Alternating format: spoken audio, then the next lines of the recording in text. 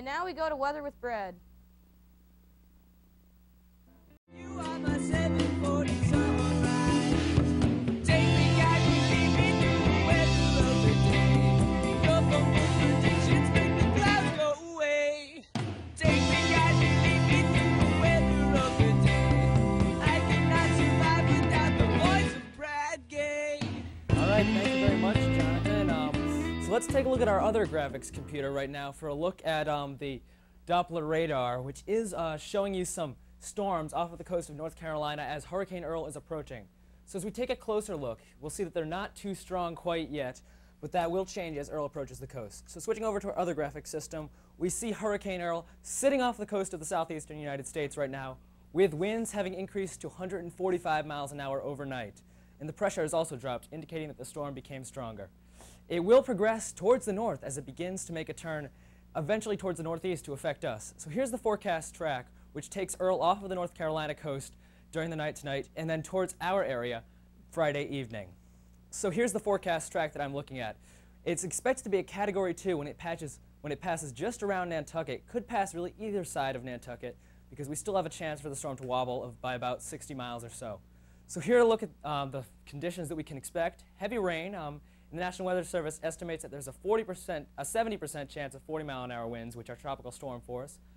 A 30% chance of 60-mile-an-hour sustained winds, which is between tropical storm and hurricane force, and only 15% of hurricane force winds at 75 miles an hour or more. So here's a look at some tropical storm advisories the National Hurricane Center has put up. We're under a tropical storm watch right now, which means that tropical storm conditions are possible in the next 48 hours. And the Cape and Islands are also under a hurricane watch, which means that hurricane conditions are possible in that same time period. I do expect those watches to be upgraded to a warning at some point later today or tomorrow. So here's a look at some of the impacts of this wind. It can cause power outages, it can take down large branches or small trees, and if you have any loose objects in your yard, they could be blown around. So here's a look at a few things you can do to prepare. You can make sure you have plenty of batteries to prepare for those power outages. Make sure your cell phone is charged for the same reason.